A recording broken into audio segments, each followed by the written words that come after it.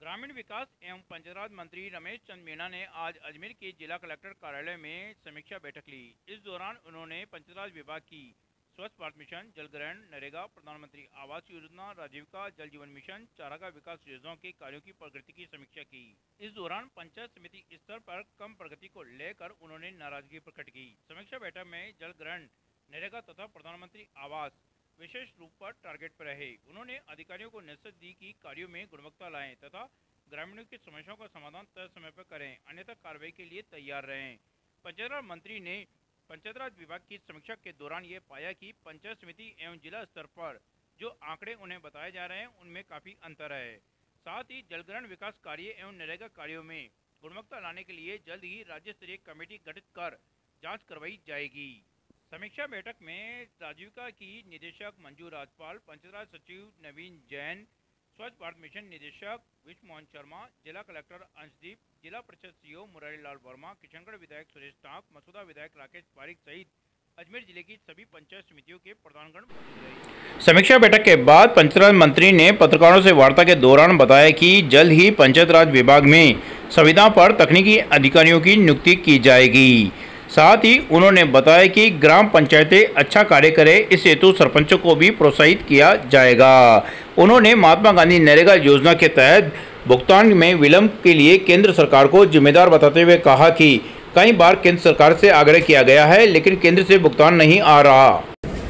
आज हमने हमारे पंचायत राज विभाग की सभी स्टेटों की समीक्षा की है और समीक्षा में जो भी हमने कमेटी बनाकर भी फील्ड में भेजा था, जो कुछ कमियां पाई गई उसमें सुधार की आवश्यकता है और गुणवत्ता की भी आवश्यकता है।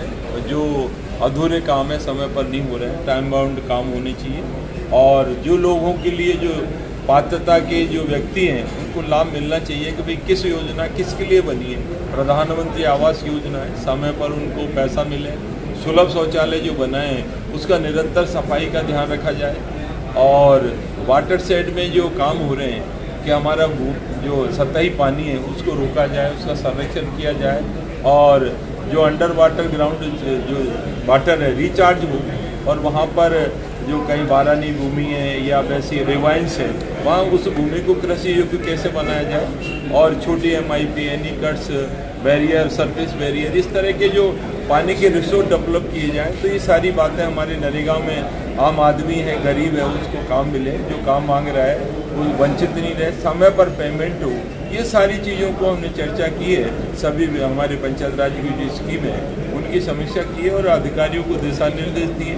कुछ चीज़ें ऐसी भी आई जो लगा कि भाई ये ठीक नहीं, उनकी जाँच के निर्देश दिए हैं। कुछ अधिकारियों की लापरवाही हमें दिखी है तो उसकी जांच रिपोर्ट जैसे मिलेगी उन अधिकारियों के हम खिलाफ सख्त कार्रवाई करेंगे। बीजेपी लगातार बीजेपी के राष्ट्रीय अध्यक्ष भी आए ऊपर देखते हैं।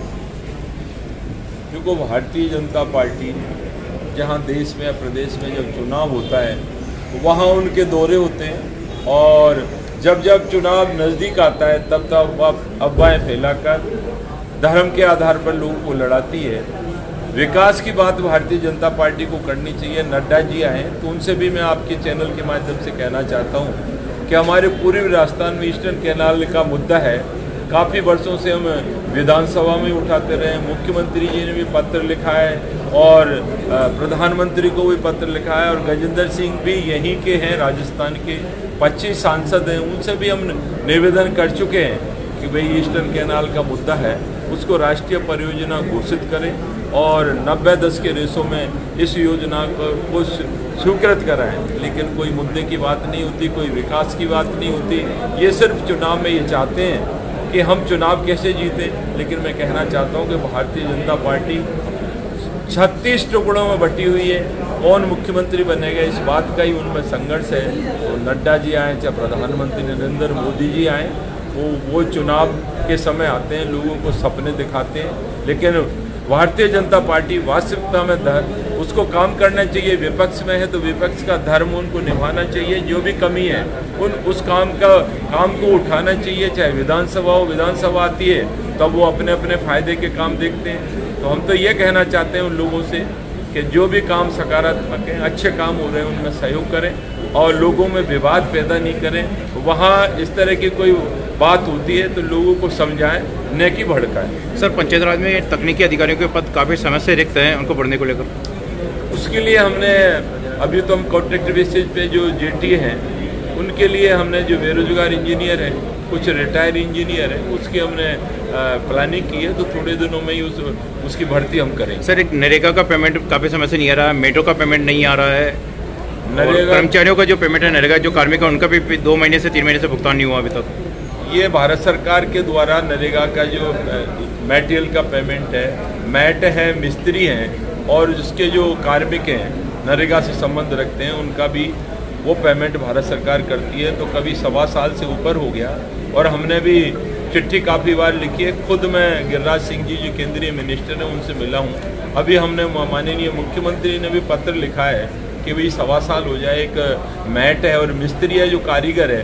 उसको एक 1.25 साल में पैसा नहीं मिले तो पंचायत राज में विकास के कार्य कैसे होंगे। तो उन्होंने हमें जब भी मिलते हैं 15 दिन में कराएंगे, पहले कह रहे थे मार्च में कराएंगे, फिर कहा अप्रैल में कराएंगे, और मई का महीना भी जा रहा है तो अब थोड़े दिन बाद कहेंगे जून में कराएंगे। क्योंकि उनकी जो मंशा है, जो मानव दिवस हमने सृजित किए, जो भेजी थी प्लानिंग, वो मानव दिवस उन्होंने कम कर दिए हैं। और लग रहा है कि धीरे धीरे, पिछली बार भी उन्होंने कोशिश की थी कि नरेगा को हम कैसे बंद कर सकते हैं, कि नरेगा एक्ट है और आम जनता जो गरीब है उसकी एक तरह से महत्वपूर्ण योजना है, उसका रोजगार है, उसकी आर्थिक स्थिति में इजाफा हो और उसको रोजगार मिलता रहे। महत्वपूर्ण ड्रीम प्रोजेक्ट है जिसको भारतीय जनता पार्टी एक तरह से बंद करना चाहती है, धीरे धीरे कम करना चाहती है। इसलिए मैं माननीय प्रधानमंत्री नरेंद्र मोदी से कहना चाहता हूँ कि भाई जो पूरे राजस्थान में क्या मतलब पूरे भारत देश में जो कुछ प्रांतों को पैसा मिल गया है, कुछ को नहीं मिल पाया है, तो इस बारे में उनको ध्यान देना चाहिए। गरीब आदमी उसका समय पर पेमेंट हो। सर, सरपंचों की मांगे आपने मानी, आज सरपंचों ने बड़ी गर्मजोशी से आपका स्वागत अभिनंदन किया, क्या कहेंगे? जो जिनायन मांगे हैं, जिनायन काम हैं जो हो सकते हैं, हमारी कोशिश रहती है कि पंचायत राज के जनप्रतिनिधि हैं ये सशक्त बने, लेकिन इनको भी ध्यान रखना चाहिए कि ये भी अच्छा काम करें, जनता के बीच में रहें, तो दोबारा इनको भी मौका दें। क्योंकि हम लोग जो आए एमएलए सीधे नहीं बनते, कोई सरपंच बनता है, प्रधान बनता है, उसके बाद यहाँ आ पाते हैं। तो जनता के बीच में ईमानदारी से काम करेंगे, गुणवत्ता वाले काम कराएंगे, तो निश्चित रूप से जो इनकी जिनायन मांगे होंगी वो भी आगे पूरी होती रहेंगी।